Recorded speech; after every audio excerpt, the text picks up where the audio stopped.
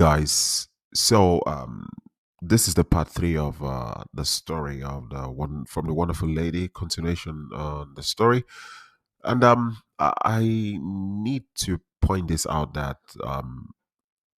with the audio quality, there are times in her narration where she speaks very loud. It's easier to hear, quite audible, and then there are times when she speaks very low. This is something I cannot control. Yeah. Also, I have to deal with songs that are not permitted to be played on YouTube. So it's not easy, but please, that is what it is. I'll try my best to see that the quality control in terms of audio and everything gets better as it goes. So, here's the part three. Enjoy. I was back in Italy for my sixth trip, 1 year after we got married, but this time we were in Florence. It was both of our first times being there. A new city discovered slowly, one meal at a time.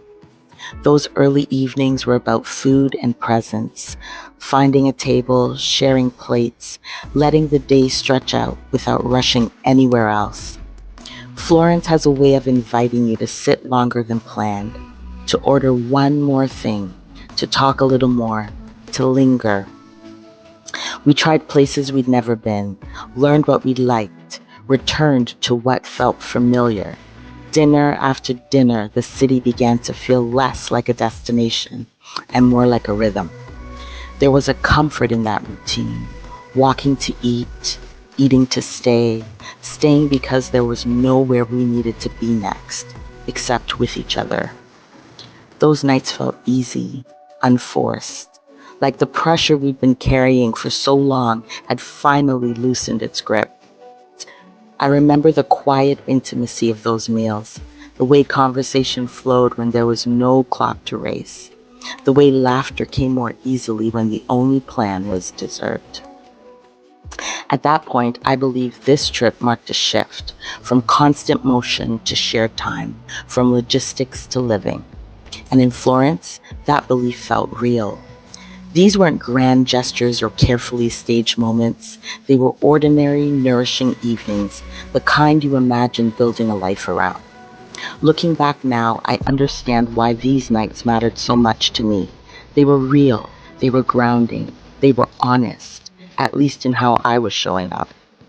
This is how trust settles in quietly, not through declarations, but through shared meals, familiar routes, and the comfort of routine.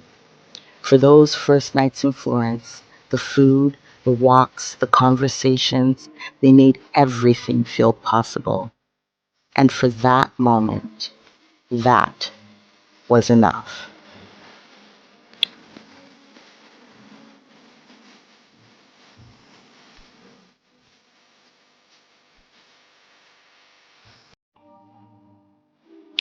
Nights like this felt easy.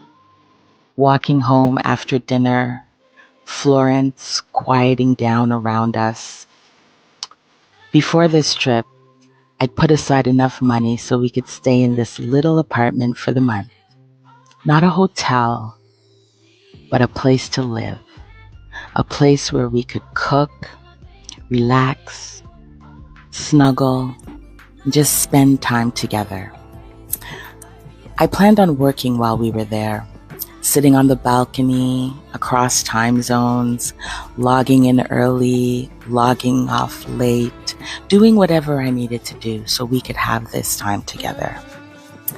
Watching him walk ahead of me, dancing, relaxed, happy, I saw a man who looked healthier than the last time I'd seen him. He was eating well, very well.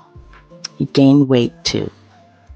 And at the time, I saw this as a good thing, a sign of stability, of comfort, of life improving. But that's the thing about deception. It doesn't always look chaotic. Sometimes it looks exactly like this. What I didn't know then What I would only discover years later was that while I believed I was living one marriage, official documentation would later reflect another.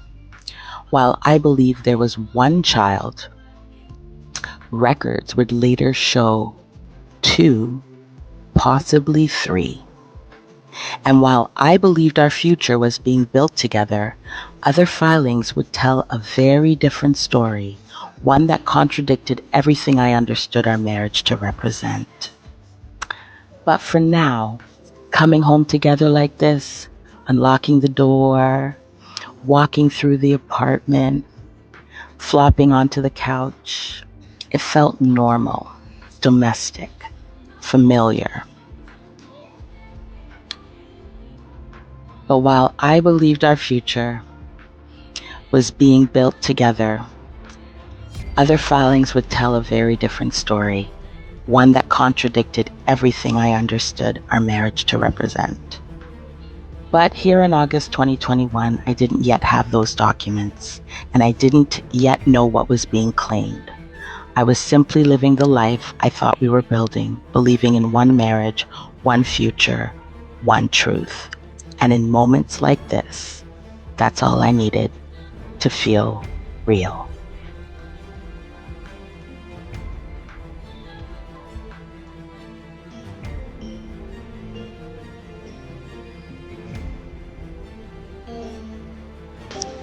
We were starting to find our rhythm here in Florence.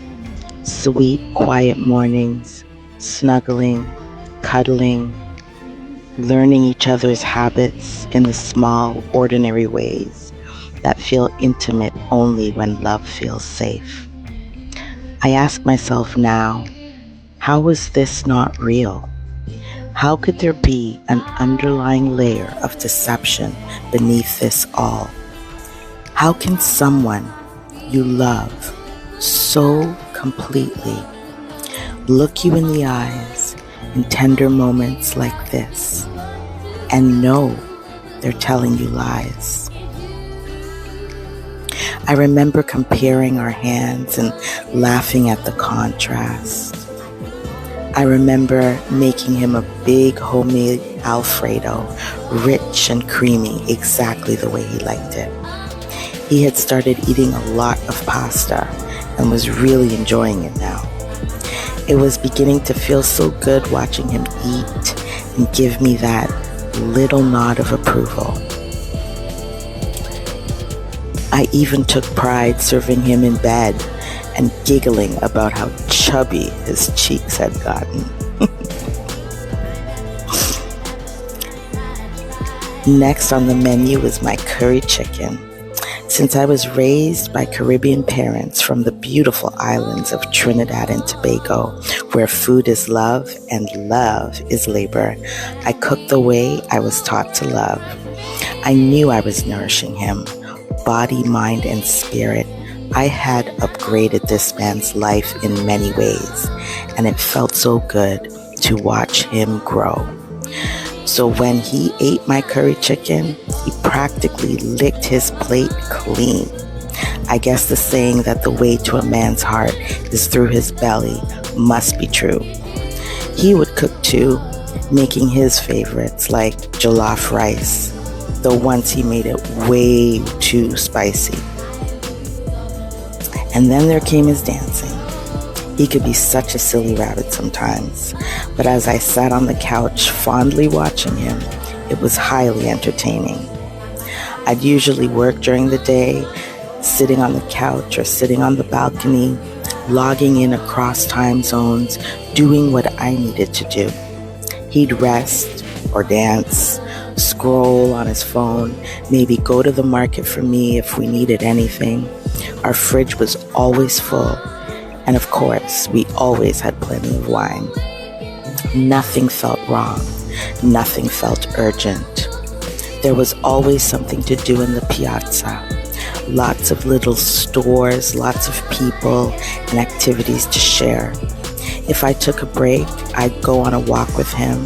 We'd just step out of our door, and right in front of us would be anything you could imagine. And then something else happened quietly, almost magically. While we were together in that small pocket of time, we received a notification from IRCC, which is the Canadian branch of immigration. And apparently the application that we had recently submitted or resubmitted, it had been accepted. That was a huge relief since there had been some problems with the prior submission. But our lawyer had handled it and now things were moving forward. No fanfare, no announcements, just a message in our portal while we were existing in grace, ease, and the flow of life. Between bites of caprese salad, pizza, and of course, gelato, it was like confirmation that what we were building was finally moving forward. It felt like a sign, like the universe was saying, yes, this is real. Keep going. We celebrated it softly in our way, believing that love, patience, and perseverance were finally aligning. And from where I stood, everything felt possible. Florence felt like a city built to slow you down. Every street invited presence instead of rush. Every corner asked you to pay attention.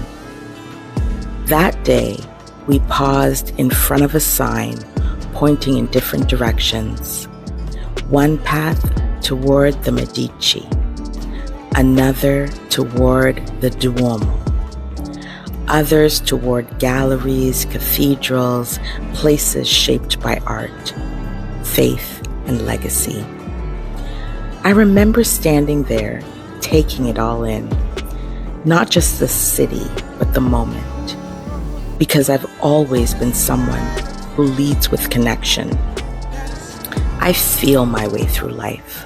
I listen for meaning beneath the surface. I care about how moments land, not just how they look. For me, Florence wasn't just about sightseeing. It was about being there together, sharing space, sharing silence, sharing wonder. We walked for hours, past stone buildings that had stood for centuries, through cathedrals built by people who believed what they were creating would outlive them. Florence has a way of reminding you that some things are meant to endure, that intention matters, that depth is built slowly, that connection is something people once structured their entire lives around. As we walked, I watched him. I watched how he moved through these spaces, how his curiosity opened, how his energy softened when the world expanded around him. One of the things I loved most about Italy, which is why I went back 6 times, was sharing experiences, not things, not appearances, but moments that invited presence. I've never been drawn to the surface of life.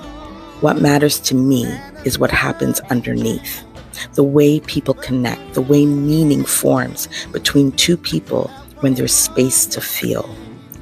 There was something deeply human about watching him step into places that asked him to slow down, to look closer, to feel bigger than survival, to feel included.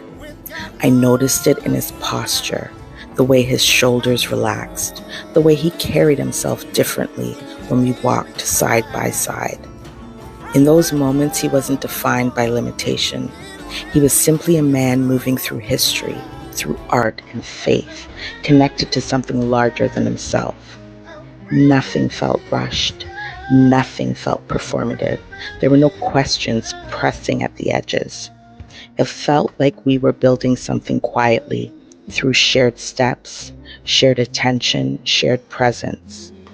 Looking back now, I understand how easy it is to mistake peace for permanence, how belief can settle gently when connection feels real. But in that moment, Florence held us exactly where we were. I remember this moment when he gave me flowers, and at the time it felt special. It felt like proof, like maybe I was seen, maybe I was valued. But looking back now, I realize how rare moments like this were. Flowers weren't the pattern, they were the exception most of the time. Because most of the time, I was the one giving my time, giving my money, giving my energy, my presence, my love across countries, across years, across sacrifices. I traveled, I supported, I invested, I believed. And what I got back was never equal to what I gave. I kept hoping it would change, that one day it would become mutual, that one day he would meet me where I was. But some people don't grow into reciprocity. They just grow comfortable receiving. And I had to accept I would never get back what I poured in. Here I was making memories, eating, laughing, and planning our anniversary tour to Cinque Terre, something special for us. Meanwhile, I had no idea that at the same time, a woman was preparing her testimony, a testimony claiming to be married to my husband, a testimony claiming he's the father of her children, a testimony describing a whole parallel life, a life I knew nothing about. And it wouldn't be until 2025 when I would hold that testimony in my hands. Sworn in Torino, Italy, August 25th, 2021 at 2:40 p.m. before the Ministry of the Interior. That day, another woman stood before the court authorities with two babies claiming she was his wife. And where was he? Oh, he was here in Florence, sitting across from me, sharing a meal, smiling for pictures, and acting as if nothing else existed, while she carried the weight of that story alone. And while I was living in a marriage I believed was real. I think about that sometimes. How someone can live in two realities at once. How someone can let two women believe two completely different truths.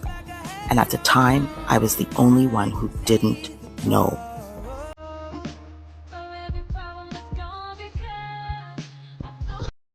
You don't know what you don't know.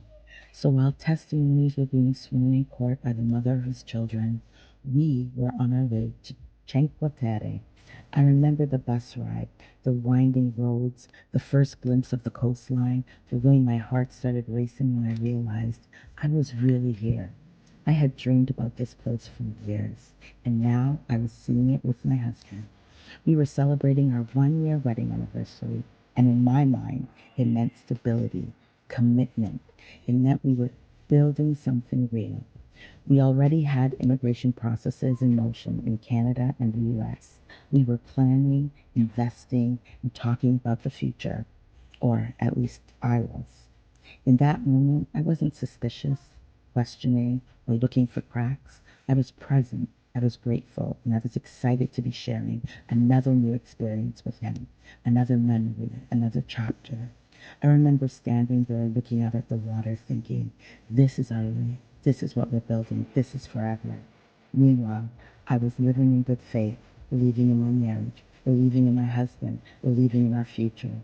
And at the time, I had no reason not to.